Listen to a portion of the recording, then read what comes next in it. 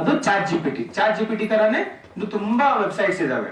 Okay, next apps and games. ಎಲ್ಲ ನೀವು games ಎಲ್ಲ ಆಡ್ತಿರಲ್ಲ, ಮೊಬೈಲ್ ಅಲ್ಲಿ ಆಡ್ತಿರೋ ಗೇಮ್ಸ್, ಆ ಗೇಮ್ಸ್ ಬಗ್ಗೆ ಹೇಳ್ತಿಲ್ಲ ನಾನು.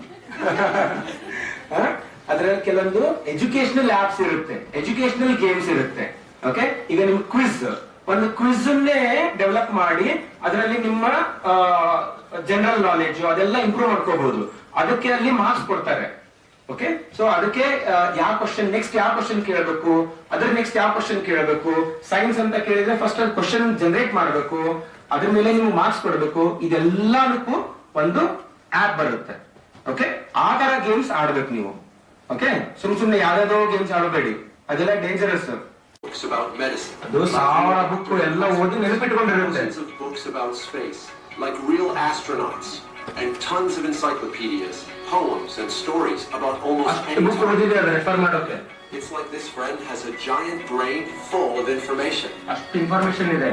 It's really helpful to ask this smart friend questions when you don't know something. But here's something important to remember.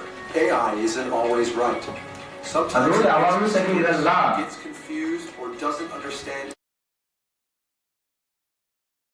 Generate ಅಲ್ಲ, ಅದನ್ನ ಇಮೇಜಿಗೂ ಕೂಡ ಕನ್ವರ್ಟ್ ಮಾಡುತ್ತೆ. ನೀವು ಅದರಲ್ಲಿ ಕ್ವೆಶನ್ಸ್ ಜನರೇಟ್ ಮಾಡಬಹುದು, ಯಾವ ರೀತಿ ಬೇಕಾದ್ರೂ ಇಮೇಜ್ ಕೂಡ ಜನರೇಟ್ ಮಾಡಬಹುದು. ಗೊತ್ತಾಯ್ತಾ? ಏನಿದು ಟೂಲ್ ಹೆಸರೇನು? Very good. ಸೆಕೆಂಡ್ ಒನ್, ಇನ್ನೊಂದು ಡಿಫಿಟ್ AI ಅಂತ. ಇದು ಎರಡನೇ ಟೂಲ್. ಆಯ್ತಾ? ಇದ್ರಲ್ಲಿ